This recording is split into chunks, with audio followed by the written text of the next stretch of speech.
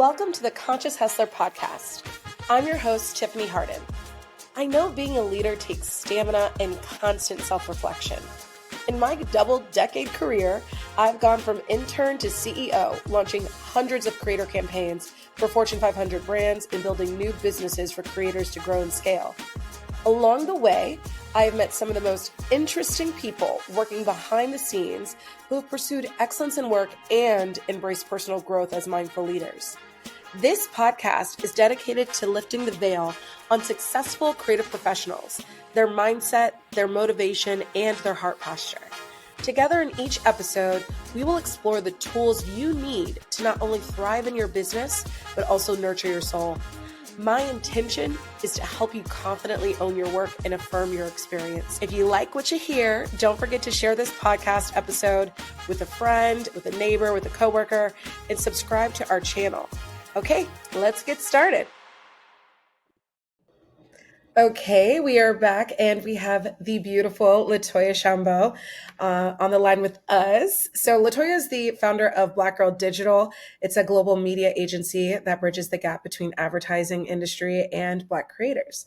With 18 years experience, including roles at Complex Media and Spike Lee's DDB, she has managed multi-million-dollar deals and led impactful campaigns. That's my girl, okay.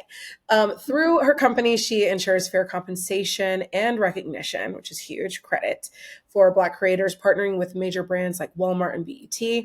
She's a known voice in influencer marketing and champions authenticity and diversity.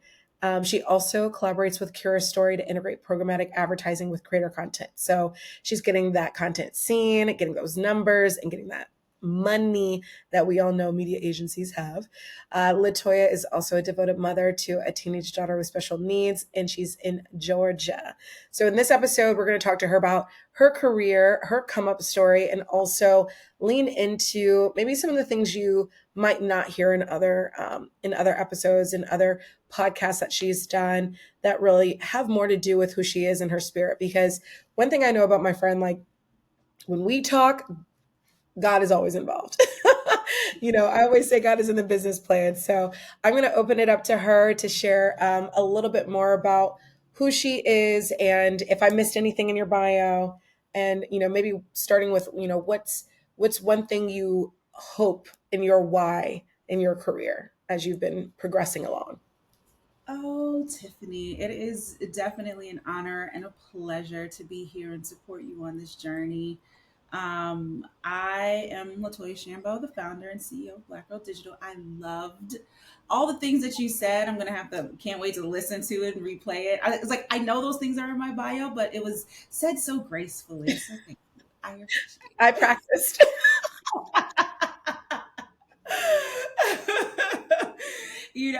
It's so interesting how we go on this journey of life, and other people can so eloquently articulate who we are and what we've done in this world much better than we can ourselves. And I'm always so wowed when I hear my accolades kind of spewed back at me. And it often takes me back to my why. um, I I love what I do, right? I love the concept of advertising and marketing and bringing awareness to consumers about brands that they wouldn't have otherwise known about, or they might have known about it, they might have heard about it, but they don't actually know the benefits. They don't actually know why they need to use, buy, consume, and be friends with this brand. I love that, and I I then love the impact piece where I'm able to employ Black faces in spaces that they wouldn't have otherwise had the opportunity, right? I often go back and forth in my head like, man, should I do a course? And I created the course, and then I was like, I don't even have the capacity to do this course, to execute this course, because I actually want to cultivate my team. I want to pour into the the people that I've hired to do the work. And that just takes so much time and effort, and then we have to cultivate the creators that we're working with and contracting to do the job. And the why is there every single day, and it's a beautiful point, a beautiful intersection that I'm able to serve my industry as well as serve my community. Oh, I love hearing that. That's your question. I love hearing that. I mean, what I heard was I do this. No, but what I heard was is, we I think we have a similar why in this, LaToya and I, we've known each other for a long time because we operate in the same spaces and in our careers, but there is something really powerful about, this industry that is sort of newer to us as um, not just Black folks, but also the creator marketing industry is still in its infancy. And being able to be a not even just a guide, almost just like a sage and also and a practitioner of this work in the larger industry, and then also say, hey, you too can participate in this, and I'm going to make sure that you're getting your keep because it matters, and Black media matters. I I think that's really awesome. And I think, what I always keep track of, and I know you do too, is, at the end of the year, it's like, how many checks did we cut to Black creators, right? Like, because what I like to say is, I know, especially with women, I know that when we cut a check to a Black woman, they're not saving up for their Bugatti. I mean, some might, but not, and there's nothing wrong with that. But they're taking care of grandma and nana in the assisted living facility, or paying off student loans, or, taking care of somebody's tennis shoes for back to school, or whatever the community needs Paying are, their rent. and paying their rent, honey, just being able to take care of themselves, their families, their communities. And that's just what Black women do. And that's part of our nurturing, how we nurture ourselves and also others. And so being able to participate in the wealth creation for Black creators, for Black people through creator marketing is huge. And I'm just such a like sister when it comes to that with you, because we're not new to this. We're true to this. It's been years. You said you have 18 years experience. Like, we've been doing this for a long time. I guess my next question for you is, how did you go from being in the media buying space and understanding how that was transitioning into something different that you can dip your fingers into? I'm still in the media buying space, and that's the beauty of Yes. what I do. Yes. It's I meant corporate in the other on the other side. Yeah. you know, the opportunity is in the gap. And the moment I saw the gap, it's like I'm always seeing a gap. I'm in as a marketer, you're always seeing you're always providing a solution to a problem. You're always looking for a problem so you can solve it. And that's easy. And I didn't even recognize it back then. And that's really what happened. I was just working one day and I was like, who's doing this for Black girls? The girls. Wait, where were you? Was this complex days or? I was at Complex, and there was so many other things that happened prior to the actual company launching. So 5 days after I gave birth, I was hit by a car, and I mean, grace of God, everything is great, everything is fine. But I just knew that my impact was going to be greater. Purpose is wider. Like, I just had to figure it out, and I was on that hunt for what's my impact? What's that actually going to look like? What am I going to leave behind? And as I'm working at Complex, I saw this opportunity. I'm like, man, we're negotiating all these deals for all these white boys, and there were a couple of black men bloggers at the time, too, very few. And I was like, it's all these deals out here, but who's really doing this for Black women? And I did not see that happening, and I was like, well, I'm just going to do it. I have no roadmap in a sense. I understood the industry, I understood margin, I understood marketing, and I understood the product. So I was like, well, let me just figure it all out. Let me just build this thing from scratch and and take it from there. I love that. And then, oh, put us in a timeline. So that was when you were sitting in those offices and you were like, something fishy going on around here. I think I need to do something about it. That was what, like early 2010s? When was that? So, okay. So Black Girl Digital 20 between 2015 2016 official. 2014 2013 2012. I something was like I was helping conflicts build a lot of their infrastructure. And I was always like, this is inefficient. This is not efficient. How can we make this process better? This is going to change. I was like, the business is going to change. And I said to the marketing VP at the time, I was like, a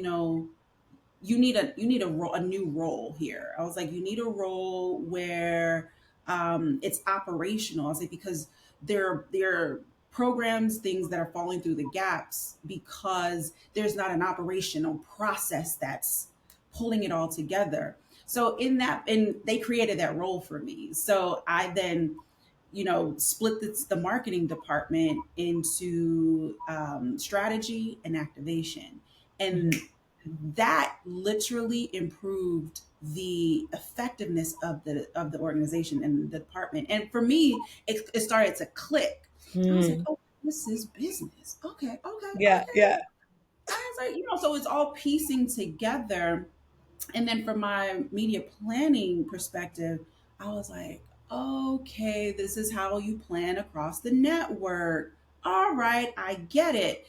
So come 2015, I get the most randomest call when I say because I'm in the process of like, what is my business going to look like? Because I was like, I know I want to have my own agency, but I don't know what it's going to look like. I get a call from this girl who's working with Nicole Kane on Nicole Bitchy. And we and Nicole get on a call and she's like, I'm ready to change. I don't know what it's going to look like. I just know that I want to change. And I was like, well, shoot, you have all this traffic at Nicole Bitchy. I want to start my company. Let me help you. Bada bing, bada boom. Here was the opportunity, Yeah. And so from there, I did her rebrand. So we closed Nicole Bitchy, launched Exo Nicole. I built out her whole operation, her ad op system, and then started bringing in other publishers under the network. And so it was at the time, we were just managing bloggers, right? Because that's what the inventory was. That was the product, display media. And then literally 2017, like I woke up, the I saw the landscape shift like that. It didn't happen like that. But I knew something was about to change. And so I just pivoted my product, but I didn't have to pivot my purpose. Yes. And all of my bloggers were turning into creators, Hmm. so it was natural. And then the brands that I was working with, they just were like, well, let's test it out, and it was up from there. Boop. I love that. You said it was up from there. This is, I love hearing and talking to you about this, and you in particular, because during that time frame, I was managing Karen Civil and realizing, like, I was like, oh, well, you're a personality, but also you have display opportunities. You also can show up on social, and there were these areas where we could, make money. And um, it was interesting to me because that was a time. Like, we had a time last night. Like, that was a time period where anyone who was wise enough to, like, kind of see beyond just like the smoke, or even just what was kind of right in front of you, you could see where it was going. So to your point where you're like, it kind of just flipped right like this, you're absolutely right. And like, you were in the process of building the infrastructure that you were giving to somebody else. You were building it for yourself so Mhm. that you could take. on more more creators and understand like how to sell that up to different brands, which this gives me like all the vibes because we do this. So I want to talk to you more about we also made it from New York and go ahead and did the thing, moved down south. You're in Georgia, I'm in Tennessee. um, what did that mean for your company to change environments? It meant everything. It was time. I think that with COVID, New York changed. You know, Okay. the landscape of connecting just changed. And then I found myself not being as social, not going outside, not just engaging in the community. And I didn't want that. I didn't Mhm. want that for me personally. I also wanted to change environments for my child. And I needed to be in a place and a space where I can serve. Mhm. And there's just something about Georgia that I found to be so comforting.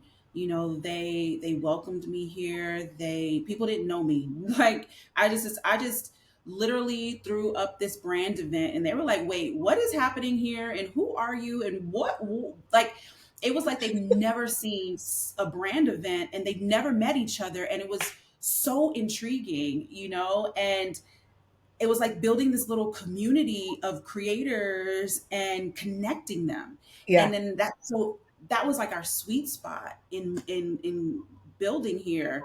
And now to see the evolution of how these creators are being invited out to brand events now, and them building relationships with each other and Mhm. collaborating. And I'm like, man, I love what we were able to cultivate here. I love that we were able to build that here. And I don't think that it didn't hit the same way in New York Yeah. Yeah. that it did here. Yeah. You know, I think it was super timely to relocate here. Yeah. Tell me more about what it meant for just your operations as well. Like, did you feel because you were in a different environment, you were cultivating community, um, did you feel like you had a little bit more like mind space to sort of clarify your own vision for the company and start growing that plan? Like, talk to me a little bit more about that. Oh, absolutely. Generally, every October, I do like a 10-day fast and I start planning for the next year and thinking about growth and things like that. And but being here, it's so quiet. I have more time and space and energy to do that. I'm not stuck in traffic for a billion hours racing to go get my child. Like I don't have those problems anymore, child. I don't have problems. Okay. But also, you know, the beauty it's like COVID was like the gift and the curse. The beauty of having a global agency now is we have team members all over the globe. You know, one of my sales girls is all the way in Hawaii. Like I love the fact that we're able to employ globally and activate globally and just build out a more global landscape because that's just where the business is going. Yeah. So speaking of team and strategy, I love this idea of kind of this 10-day fast to like get still, get clear. What is it? Write the vision, make it plain. I love that you do that for yourself. And I think people are interested in this space. And there's a lot of talent management firms, and that's not what you do. You don't manage talent, right? You their facial expression. I can't even get it out Now right.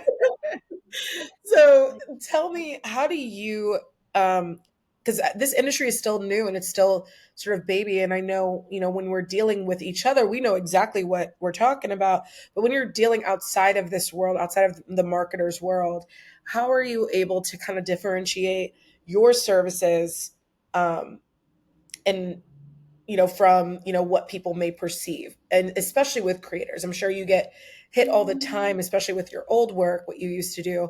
How are you able to sort of like navigate them, whether you're talking to a creator or even maybe even a small business, to say, hey, I don't do that. I What do you literally do? say I do not do that. We do not manage. We are not agents. Mm. And it really also depends on who I'm speaking with, Yeah. and their level of confusion. Usually, by the time I'm in a discovery call with someone, they've Googled me down, they've LinkedIn me up, and they they have a clear understanding that we do marketing. At Hmm. the core of all of the things, we do marketing. And at this point in the conversation, it is a matter of you telling us who you are, what you need, and then we confirming we can do it or we cannot. Right. Because it's Why do it you is think not. there's such a why do you think there's confusion in the market? Why do you think creators don't know the difference? When we say we run a influencer marketing agency, or why, how did that get co-opted? Like, That is a very good question. When you figure it out, you let me know. Because I think that this concept of management has turned into marketing, and I'm like, that management is not marketing. Management is actually managing someone's business. Management is managing someone's business. Marketing is helping you sell, is helping you reach your and hit your bottom line. That's hmm the difference between the two. hmm You know what I mean? Like, yeah. I actually went to school and graduated with a marketing and advertising degree. I've worked in an industry doing advertising and marketing for 18 years. My team, you get what I'm saying? Like, there's a Yeah. difference between, we did not wake up and say, "Oh, I have 5 friends that are influencers and I just now manage them." Wait, just let me give me a moment to laugh. And I'm laughing because, you know, and especially in the world that we live in advertising, there are levels to this. This isn't just you got $500 and quid pro quo. Like, we just came back from Cannes, and you literally are seeing the breadth of a global advertising industry at work, and showing up for each other. This was a B2B event. And so you're literally seeing how big it gets, and how, you know, big or small your little piece of the pie is, and ad tech is real. These media budgets with these companies are real. And, there's this very small portion that is sort of dedicated to, what is it, diverse audiences. And so I love a good eye roll from LaToya. It's like she just rolled her eyes when I said diverse audiences. It was like, girl, bah. But people are just clawing for that little piece of the pie. And it's something that, especially with, the, what is it, the attack on DEI these days, how that's playing into, corporate media dollars. I'm curious for your company and for the business that you do, you know, what has been that sort of macro trend? How is it affecting your business, if it has yet, or do you think it will?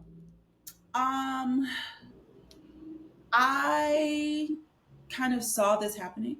Again, Yeah. I because I sit still and I'm not like in the I'm not in the trenches of trying to be trendy and, running the streets. I'm literally focused, tunnel vision on the business. Yes. And I saw a lot of this coming down many, many moons ago.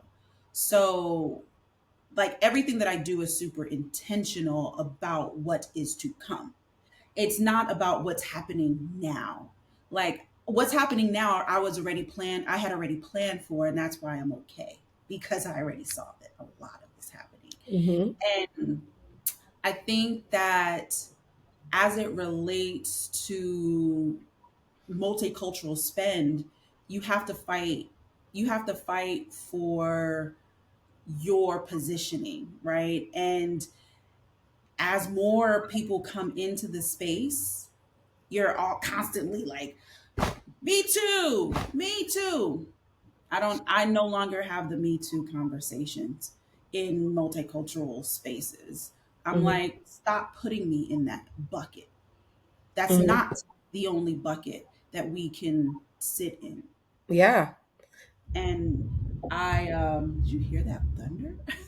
I know. It's coming. Either you're bringing it over here to Tennessee, or it's coming to your way because it's been raining and thundering too over here. Crazy.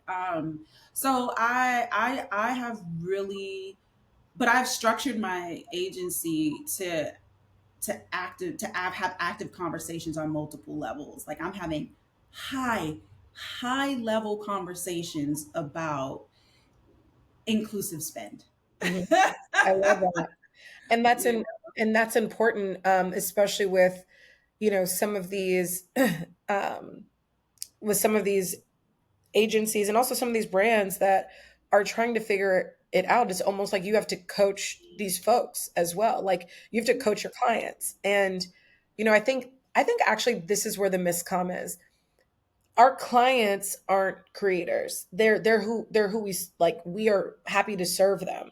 But like our clients are the brands. And we have to coach both ways, Mhm, because we're kind of in the middle that way. But when you're dealing with your client and they're rethinking how they should be spending, or their budgets have been slashed for you know whatever reason, economic trends, what have you, being able to coach them on why they should be spending more money and doing a more inclusive spend, and they should be doing it with you versus anyone else, is really a powerful place to be, I think, in terms of positioning, like you're saying. Because I think for us, when we think inclusive spend, it is truly inclusive, mhm, like everybody. But mhm, we can't say the same for other folks, mhm, and when they think of inclusive spend, who are they thinking of?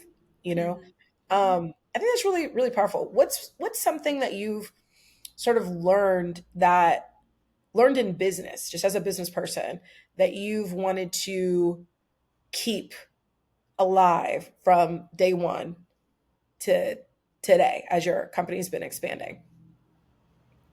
Never get comfortable.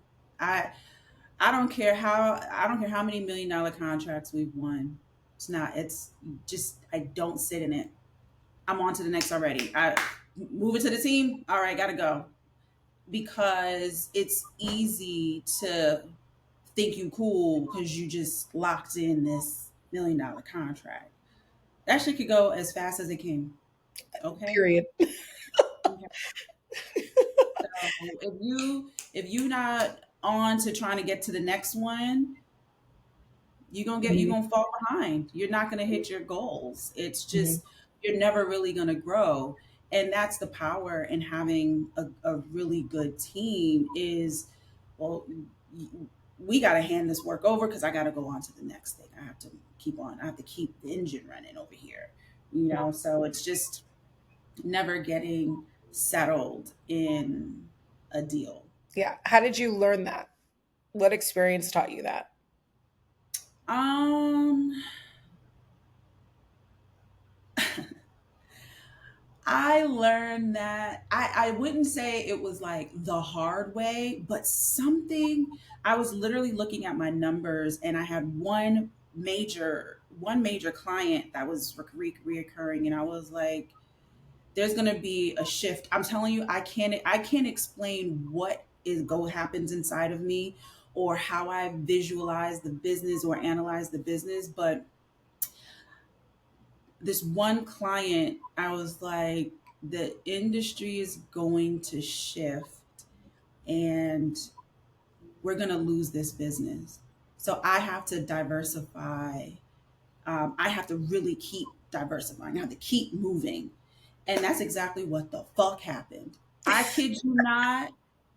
And when I saw that happen, I was like, I'm always going to be on the pulse. Like, always, always, always being on the pulse of what is moving in my business. Hmm. Because, baby, one plug sink the ship. Okay. I'm obsessed. Wait, and for people that aren't familiar with media buying and the work that we do, like what would you say, like layman's terms is like the sort of setup, in terms of your services. Like, what do you offer to clients that is like bread and butter, what you do and how you do it? I would say it's a mix between our creative approach and how we plan out all of the placements and impressions. I think like most people, most people is like, oh, I have this creator, here you go, and then what? Mm-hmm. Oh, Mm-hmm. we do everything. We tell our clients this is what it is, Yeah. and So it makes that their life that much easier. right. So you're like, here's this idea, right? Like, here's this idea of how we want to approach this problem. And here are the people that we want to work with to, you know, be involved in this idea, whether that is pushing it out, creative out on their channels, some type of UGC, user generated content. And, we're also going to go ahead and make sure we're measuring those results, buying media against it, and all of this package costs X. And you serve it up to them, they buy it, and then you go about the business of doing the work. Yep. Exactly. Because I feel like sometimes this is where I think people are like, wait, what happens? And I'm like, this is what happens. Like, it's not that complicated. It's not that confusing if you know the business. But I know there might be people listening in that might not understand exactly how work gets done and what we're talking about.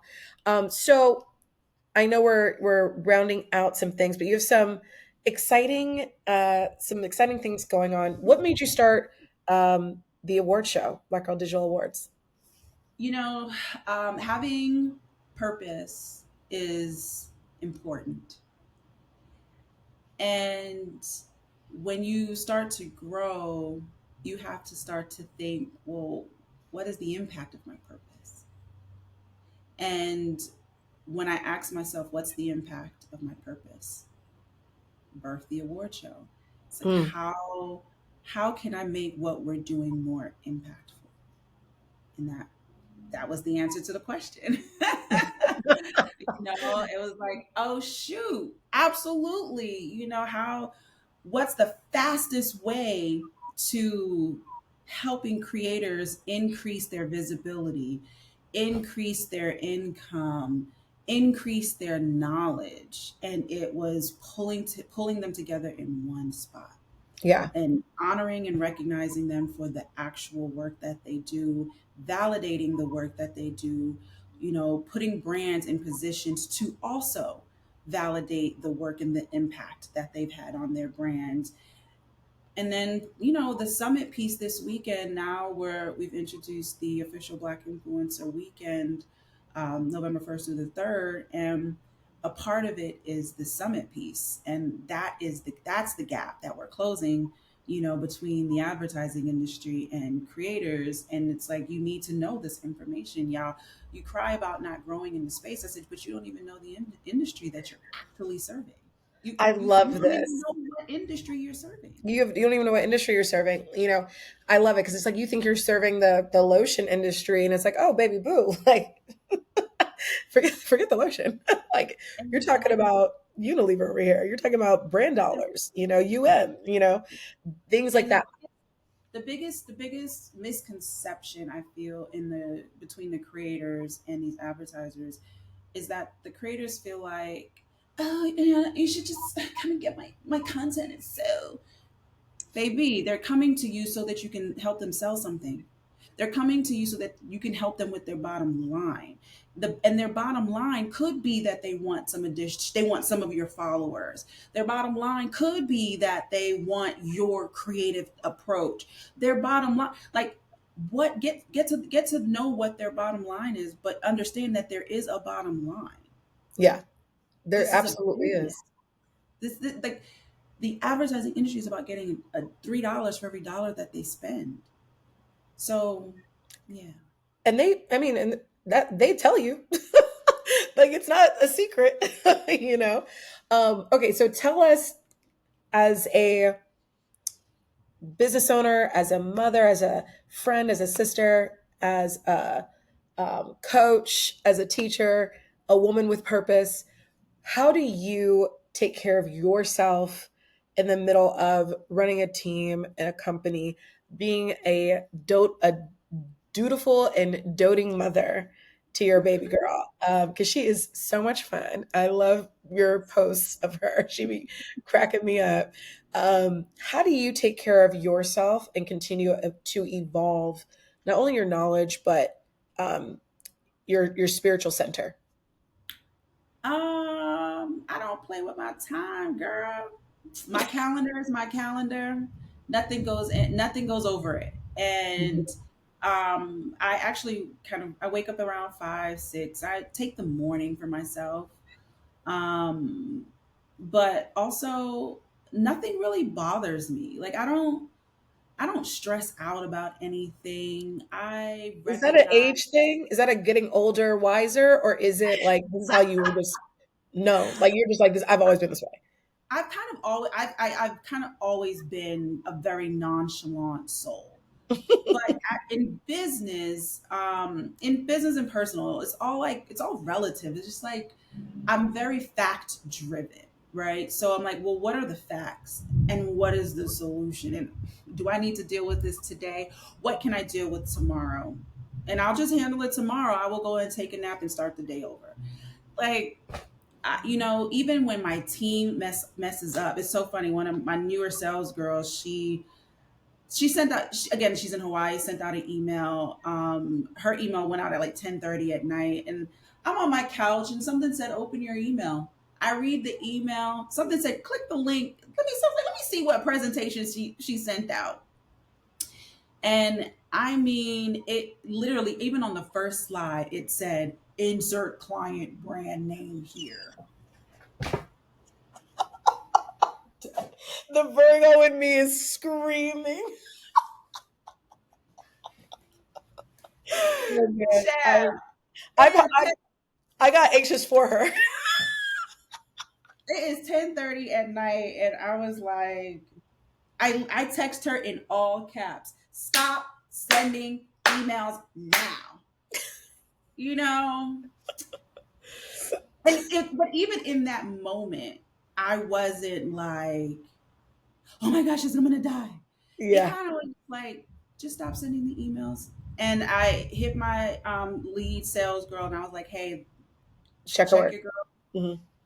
Yeah. And we talked about it the next day, and I was like, I because I respect your hustle, I can't. I'm not mad. I was like, I Hmm. just need you to pay attention to the details. Even if you're gonna send one thing, just send one thing. Take your Hmm. time. Yep. And in these moments is where I recognize the power of my leadership and how I desire to get things from people, and I don't need to be stressed out about it. Like it happened. So, Hmm. like, and when you really think about the fact of the matter, it happened. It was a mistake. She is new. What am I gonna do? Just coach her to be better, right? It's like just gonna Period. it's like I was like, these are some big brands that you sent it to, but just own up to your mistake. I was like, what you not gonna do is tell me a lie. Don't tell me a lie about this got stuck here. This no, you didn't read, you didn't edit. Cool. This was an oversight. Tell me it was an oversight, and let's not let it happen again. Take your time. And but Take your time, take accountability, and keep it pushing. And I exactly. think I love this. I love that you take care of yourself through your time and making sure that your time is that you are valuing yourself and your time, and also like listening to that little bug that's like some something's amiss in the force, and then like exploring what that is. Like and I love also just even with leadership, I think we both have come from such competitive environments that we know what it is to have your the proverbial your ass handed to you, and how it made us feel, and then also knowing like as we are leaders and we are the CEOs of our companies, when people do make mistakes, you know, I say this all the time too. I've the reason I reacted the way I did when you said that is because I'm like, my team knows. But my biggest thing is like slow down and think, or Mhm. it's all gonna go to hell. Mhm. Like Mhm.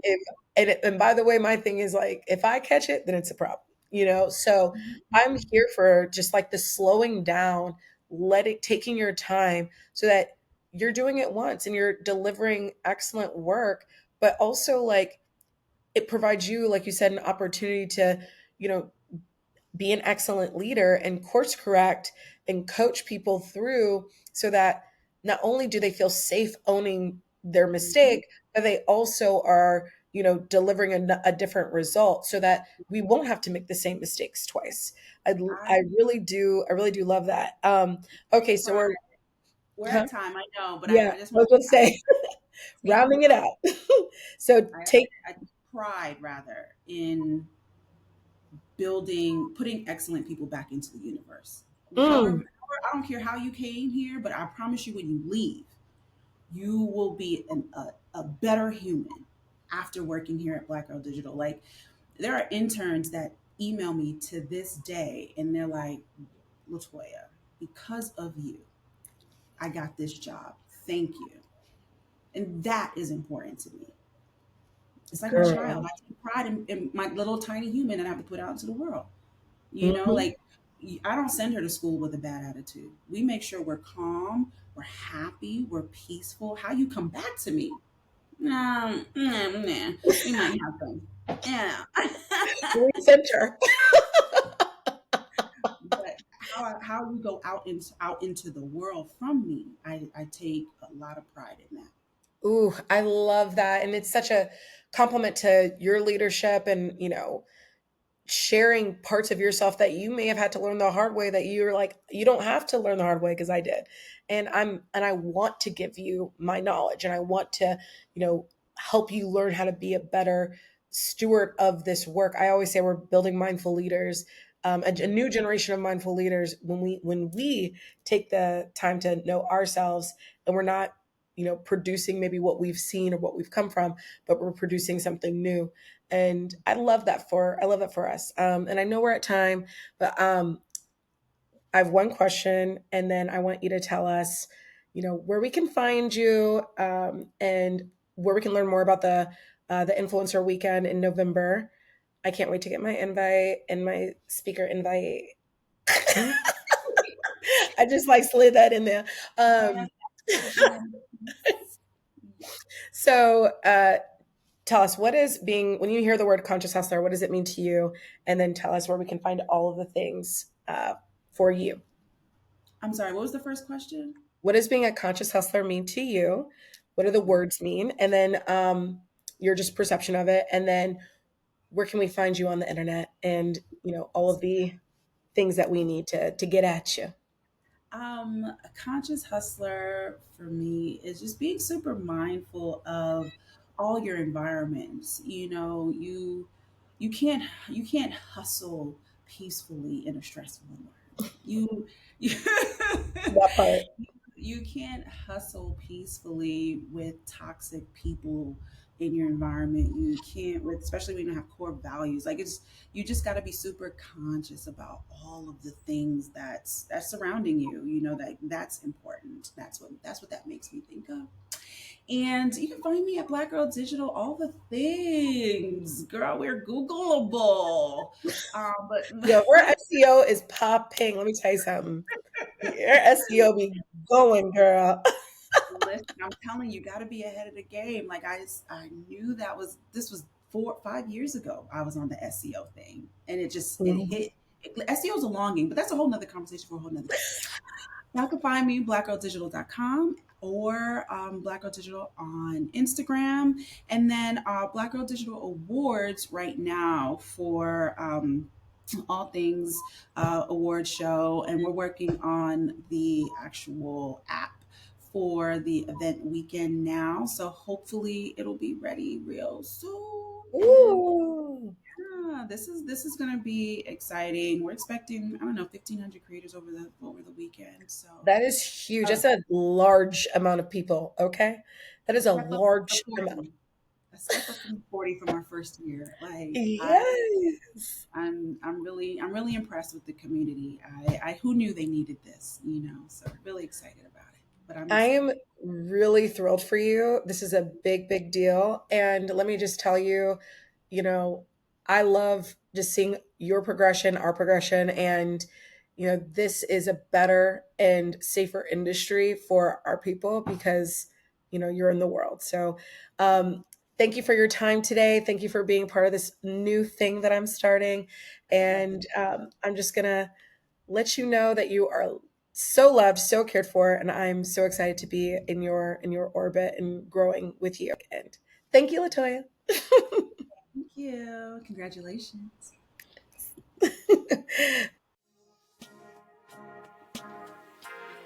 Okay, that's it. Thank you for listening to the Conscious Hustler podcast. If you haven't done so already, please like and subscribe to this channel and feel free to reach out. I would love to hear from you. You can do so on LinkedIn or on Instagram. Just send me a DM. But until next time, keep listening, keep reaching out. We're in this together. And I hope you have a great rest of your week.